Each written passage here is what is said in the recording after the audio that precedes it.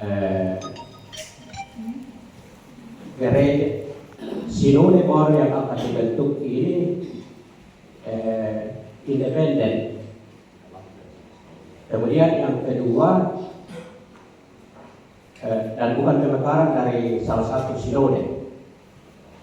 Kemudian yang kedua,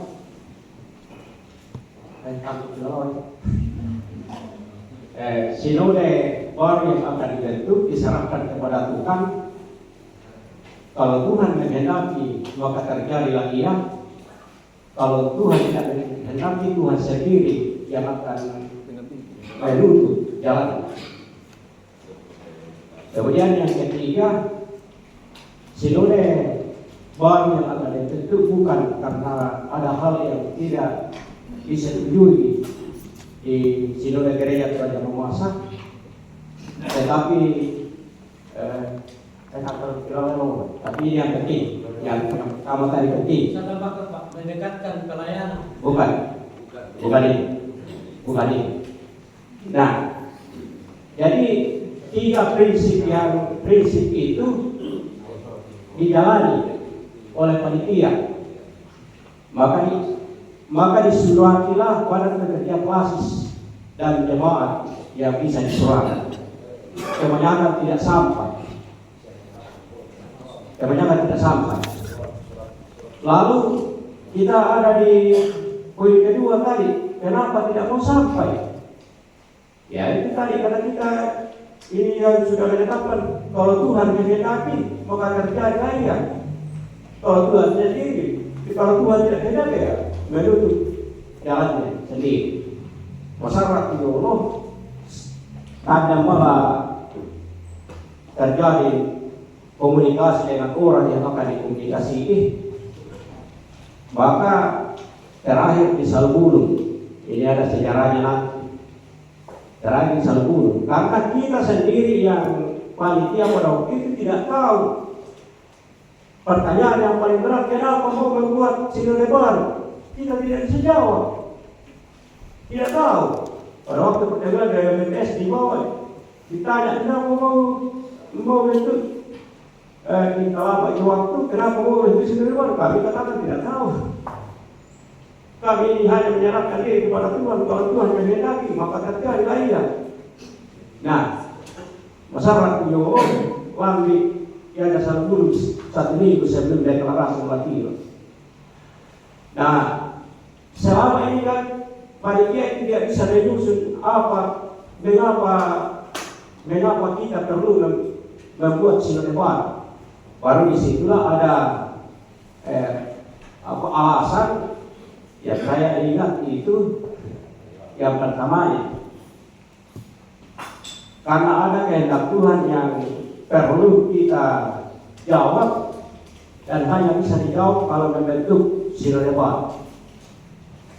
Kedua, ketiga, keempat, dan kelima, supaya terjadi pendekatan pelayanan kepada jemaat baik secara pribadi maupun secara persekutuan. Nah, dari permasalahan ini maka timbullah dengan sendirinya ini hal-hal yang religius yang agak ajaib. Timbullah dengan sendirinya kalimat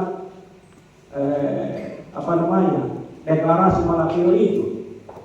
Sebelum ditulis kalimat itu di pemikiran para panitia itu, dia tidak akan terlibat dengan struktur kelembagaan baik pemerintah maupun gereja. Sehingga di situ dan orang-orang yang dipanggil pada waktu itu memang dijelaskan pada awal. Kalau saudara-saudara, bapak-bapak dan ibu-ibu memutar kasetnya penjelasan awal persiapan deklarasi Malakio itu, di situ dijelaskan oleh Ketua Umum dan Kadang Dodak bahwa sekarang bapak dan ibu dipanggil, diundang melalui klasis dan jemaat. Aku ya tahu dipakainya gratis dan dia siar dia cuma dia si B dia cuma dia. Baik Pak. Nah, supaya ini terjadi pertemuan ini seperti ini, kita tanggalkan, kita buat ini. Jawab, jelas. yang kita hari ini adalah pribadi orang-orang Kristen yang dipanggil oleh Tuhan untuk memenuhi tanggung jawabnya. Maka terjadilah naskah deklarasi Malakio pada hari ini Jumat 23 Maret 2012 kami yang berkumpul di dalam sebuah persekutuan rohani di Lembang Malakio Kampung Sondarejo menyatakan diri untuk membentuk sebuah lembaga baru yang kami namakan Gereja Protestan Indonesia Timur dan seterusnya. Nah, kenapa tidak dikatakan di Jemaat Surakarta Sondarejo di Dusun Malakio, Desa Malakio? Karena itu tadi panitia itu sangat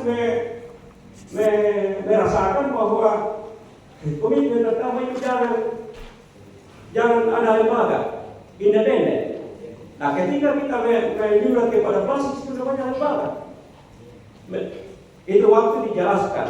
Kalau pendeta hadir di sini dia diundang sebagai pendeta, dia tidak bisa hadir karena pendetanya. Itu waktu dijelaskan. Bisa ditambahkan kalau si Asmi diundang karena dia sekretaris pada pendeta semua itu tidak bisa. Karena itu lembaganya orang. Maka disusunlah naskah deklarasi itu yang independen, tidak terikat dengan struktur organisasi apapun. Jadi Lembang Malakio dan Kampung Sondarejo itu adalah wilayah kehadapan yang tidak diklaim oleh pemerintah dan gereja, tetapi bisa digunakan oleh siapa saja. Bila Lembang Malakio, Diotonda Sondarejo, dan dusun itu kalau pemerintah. Nah, karena itu penjelasannya seperti ini. Kenapa deklarasi Malakio itu tidak menyebutkan tempat, menyebutkan hubungannya dan lembaga, karena komitmen iman yang pertama itu tadi.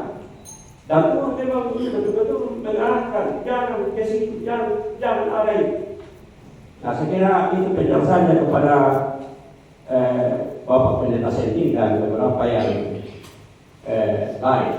Nah, Pak Pendeta bisa.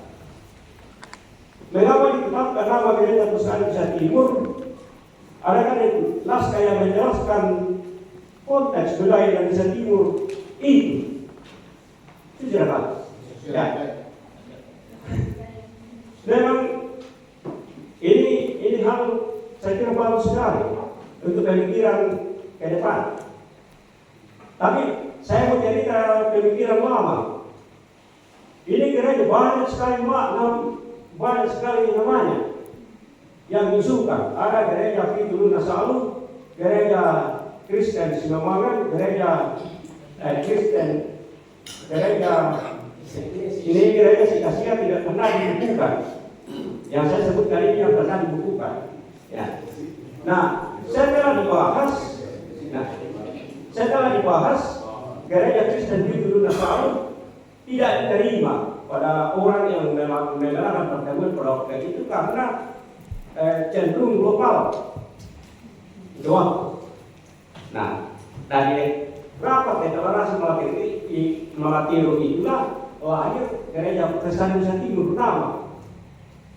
Nah, untuk menjawab nama itu maka disesuaikan saja dengan kenapa namanya Gereja Protestan Indonesia Timur, karena kita itu orang Indonesia Timur.